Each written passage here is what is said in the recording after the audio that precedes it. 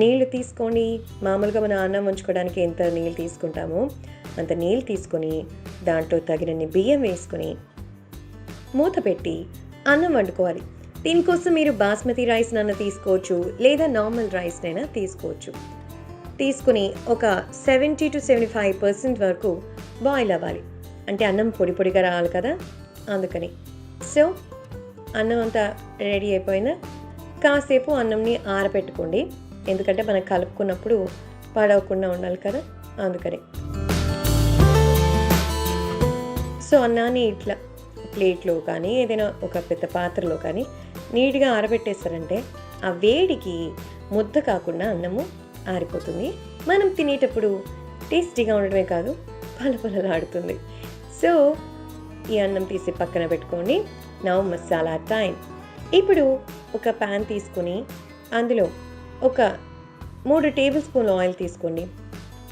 జీరా 1 table spoon వేసేసుకొని బాగా వేయించుకోవాలి. బికాస్ ఇట్స్ జీరా రైస్ కాబట్టి జీరా బాగా వేసుకోవాలి. ఎండుమిర్చి ఒక 2, పచ్చిమిర్చి ఒక 5 ఈ విధంగా కట్ చేసి వేయించేసుకోవాలి. సో జీరా స్పైస్ని బాగా పెంచడానికి అనమాట. కరివేపాకు కొద్దిగా వేసి వేయించుకోండి.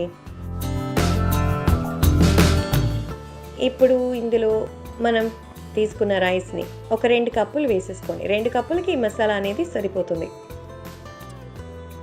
సో అన్నం మసాలా బాగా కలిసేలాగా కలిపేసుకోవాలి. మీకు నచ్చితే 1 టేబుల్ స్పూన్ నెయ్యి వేసుకోండి, ఎందుకంటే ఇది అడిషనల్ ఫ్లేవర్ ఇస్తుంది. ఇఫ్ నాట్ దీంతోనే ఓకే. ఇప్పుడు తగినంత ఉప్పు వేసి కలుపుకోవాలి. కొద్దిగా కొత్తిమీరను వేసేసుకొని ఫైనల్ టచ్ అప్ మిక్సింగ్ చేసేసుకోండి. సో అన్నం చూసారా బాగా పొడి పొడిగా కలర్ఫుల్గా ఉంది.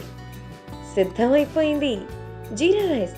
అరే చాలా తొందరగా అయిపోయిందే అనిపిస్తోందా? టేస్ట్ చేసి చూడండి, అద్దిరిపోతుంది.